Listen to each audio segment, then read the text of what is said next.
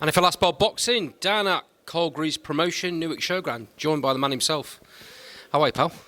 I'm good, Andy, thank you. After a frustrating couple of weeks with this show, to be honest with you. Had a big strong card at one stage, but it was falling apart bit by bit.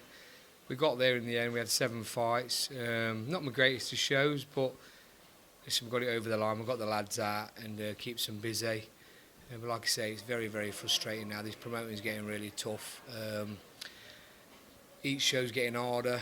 I don't know what we're going to do to solve it. I think going forward, I think we need to start looking at more 50-50 fights, both sides selling. Just make it a little bit more entertaining. You're getting these kids in the away corner, a lot of them are negative, not coming to fight, and it's just not giving the public value for money. We know what we're getting, but we need to start making more competitive fights. And to be honest with you, sometimes it's not the own fighter's fault. We just struggle to get kids wanting to do 50-50 fights, and so we're ending up with negative kids. But listen, they're here to do a job, aren't they? You know what I mean? The road warriors, and that's what they're here to get paid for. But it's not exciting enough for the public, and sometimes you feel like you're just shortchanging them. And tonight I felt a bit like that, to be honest with you. It's hard, mate, isn't it? Because I know how hard you work to make these fights happen, and I know how hard you work to match your fighters properly. And you do that, and then you get pullouts. That's the trouble. Like I say, we had a really strong card. I think I've had about 12, 14 names for this card at one stage. And I mean, look at the poster, and it's changed completely from the start. So that's how tough it's been. We ended up getting the 3 Irish kids here, which was nice. It was like a bit of a show filler, really. And I appreciate them coming on the show. But it's just, like I say, we need more competitive fights, more 50-50 fights. I appreciate kids are still learning the trade and building up, but when you get into like 10, 12 and 0, you need to start looking at more competitive fights. And when you're trying, you think you're getting there, and then it just goes wrong, and you ended up with someone a little bit more negative. But no disrespect to them, they're here to do a job, and then that's what they get paid for. Okay, moving away from this card, is it likely, in your opinion, that the way small or boxing's going, that it's going to need promoters to get their heads together?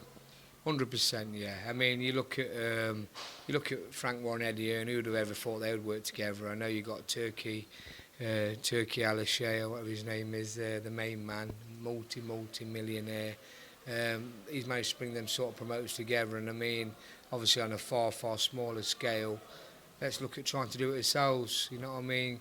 Greaves fires one side of the bill and John Pegg's the other, or Greaves, Errol Johnson, Steve Goodwin, Steve Wood, you know what I mean? There's plenty of pros. Scott Kalo, just down the road. We can look at doing 50-50 fights, joint promotions, both sides selling, and giving the crowd a great entertaining night. And I think that's the way forward myself. But you know what I mean? We've got to try. I mean, a lot of kids don't want to test themselves.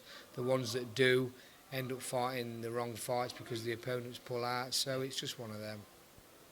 Well, speaking of that kind of situation, unfortunately Harvey Aldo had to pull out of the Commonwealth Youth title fight because of illness. Now, I think everyone was expecting that fight could happen again straight away, but Jimmy Burnside lost that fight against a kid that no one expected him to lose against, but tough opponent, right? Yeah, I mean, it's the same opponent I've got to draw with here, not to be underestimated. I mean, Kane Sinkin has a right go. But I was very, very confident Harvey would do a number on Jimmy Burnside. Style-wise, I think he was all wrong for him. He's a strong kid, Harvey, but unfortunately, things didn't go to plan. He made the check weight and then come downhill. So whether it was because of the weight, he come downhill, we don't know. But he needs to probably move up now, I think. Looking at his scenario, he's growing, he's filling out. He's now training with Adam. I'm cutting back on the training, so Adam's going to do more with him. But yeah, we've got to reassess what we're going to do with Harvey now, and we've got to look at getting him out. But like you say, he's back in the gym now. He had about a week out of the gym, and he's back to full strength now. So we can look at getting him out. He's still growing, isn't he? Is a kind of kid grown into a man's body, if you like. Yeah, unbelievable. I mean, the body transformation on him from when he first turned pro to now, it's crazy, and he's getting stronger, and he trains hard, you know what I mean? So, yeah, we need to reassess and look at what way he's going to actually box at. We don't really know yet. I'm going to leave it with Adam. He's looking at it. Carl, there was some bad news just recently with one of your fighters, Joe Ducker. He had a bit of a what's the word I'm looking for? Irregular findings on a brain scan. What can you tell me about that? What's the latest? Yeah, he'd done basically done some sparring. Went home. He didn't feel great. His missus gave him some paracetamols and all that, and as you do, he woke up in the morning and he felt a lot better. But as the day was going on, he went training. He went training that night, and as the day was going on, he just didn't feel right. And after training, he on the Tuesday, he went back home, and his wife Gemma, who's been an absolute rock by his side the whole way through. She's been fantastic, keeping everybody updated on his progress, and he's very, very lucky to have Gemma. She's been fantastic for him, and he knows that. I mean, he knows what a great woman she is. She's been remarkable. That's all I can say. And so basically, she knew that he wasn't right. Took him to hospital. And as he was going into hospital, I think he started vomiting, and they got him straight in and did a. I think he had a bleed on the brain. Very, very sad. We was all very worried and concerned when I got the news. Obviously, Rendell actually told me the news, said he heard about Joe and I didn't know. And it was heartbreaking, you know what I mean? Because I've been in a few tragedies. Obviously, I was there with Scott Westcalf, with Dex Bowman, John Joe Finnegan, Ryan Hurst. I was there the night when Ed Bilby passed away in the amateurs. So it's not nice. And obviously the news we had with John Cooney, you're thinking the worst. But I tell you what, I went to see him after he'd had the operation. He was in a coma for a few days. Then I went to see him when he come out of the coma, and although obviously nowhere near where he needs to be, I was amazed how well he was doing.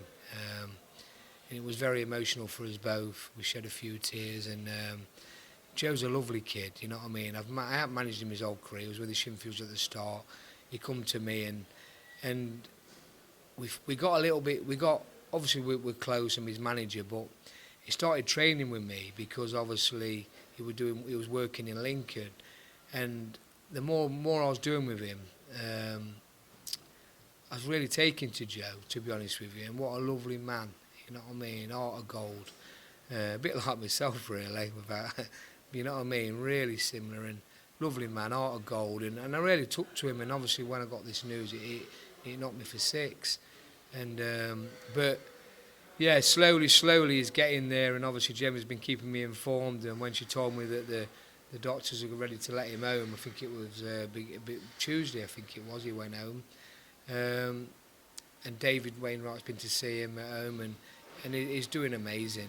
That just proves what a strong man he is, and what a warrior and what a fighting man he is, because he's made such amazing progress in such a short space of time. But still a long way to go, but I'm sure he'll get there. Yeah, it's good to hear that he's progressing though, mate. Oh, definitely. I mean, yeah, I sent him a couple of messages, and I've been sent a few pictures of him and that, and yeah, I'm over the moon. I mean, like I say, slowly he's getting there, but he's getting there in a fast speed. So we're 2 weeks out from Emma Dolan down at York Hall. Against Lauren Parker. What a fight that's going to be. How's Emma looking, mate? She's looking fantastic. It's been a great camp. I work very well with Emma. She's a good listener. She knows I've been there, done that at an high level, and she listens to me, understands what I'm saying, does what she's told, basically. A lot of fighters don't, but Emma does, and this is why we're getting results. She knows when she's doing too much. She knows when she needs to up it. But we don't overdo it with sparring. We get very good quality sparring, but we don't overdo it. You know what I mean? I feel like it puts miles on you. It's good for your timing, your accuracy, and get used to taking a few shots. But taking too many can take miles off you. But we've got it off to a T. We've got it. I tell you what, we've got it off just like me and David Avanesian, really. He was great to train. Good listener, and got a good routine going. And it's the same with Emma. And today I picked her up this morning, 8:15. She went and did her sprints. We went on the football pitch. She did like 6 400 metres, 30 seconds rest, and she did 6 100 metres, and just obviously sprinted 100 metres and jogged back, recovery, and then back again. And she was great, you know what I mean? So yeah, it's been fantastic. She's got another week to go, our training, and then winding down. So yeah. I know you've got very high expectations, and I know you're very confident in this fight. Are you looking at world titles after this? Yeah, I mean, I think Lauren Parker's the last girl left in Britain for Emma, really. I mean, we don't hang around at this level. I think if she does a number on Lauren, you got to remember, Lauren's a former European champion, an undefeated European champion. She never lost a bout in the ring. I know she had a couple of losses early on in her career, but she never lost a bout in the ring. So she's the undefeated European champion. She's really the European champion. So it's just a shame that she still ain't got that bout and Emma can have it. But, you know what I mean, you can't take any girl lightly, but we're quietly confident with this fight. We think that Emma will be victorious, and we want to move on. I mean, she's number 2 or 3 in the world with the IBF, and we want to push on. We've got GBM behind us now. I mean, it was disappointing what Matchroom did. I don't really go into it. They never executed the options on Emma, which is a shame, because they've got a great fighter there. But yeah, we're not far off now, and I hopefully should do a number on her. Levi Giles has been on the card tonight. Yeah. Some great news just recently. Yeah. With him, there's fighting for the vacant Midland area lightweight title against Joe Underwood-Hughes, local boy. Yeah. Well, yeah, we do. I've just got to put the date and venue into the board, but we're looking at August the 23rd. Not the most ideal time to promote, obviously summer holidays and what have you, but it's in the coast. I mean, it's going to be a great weekend for the fans. Obviously, the summer in Cleethorpes. So we're looking at the Grimsby Auditorium, 23rd of August. It's a great fight, good 50-50 fight.